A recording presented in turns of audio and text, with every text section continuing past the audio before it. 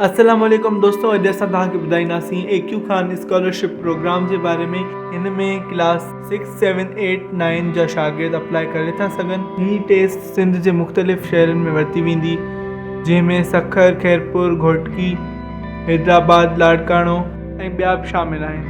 हिन टेस्ट जी फ़ीस 1000 रुपया आहे, जेका तव्हां NBP, UBL, HBL या अल-फलाह बैंक जे ज़रिए ऑनलाइन जमा कराए था सघो। ऐं हिन में अप्लाई करण लाइ ऐं वधीक मालूमात हासिल करण लाइ तव्हां हिन जी वेबसाइट www.aqkicampus.com ते वञी अप्लाई करे था सघो ऐं वधीक मालूमात हासिल करे था सघो। हिन में अप्लाई करण जी आख़िरी तारीख़ 16 फरवरी 2024 आहे।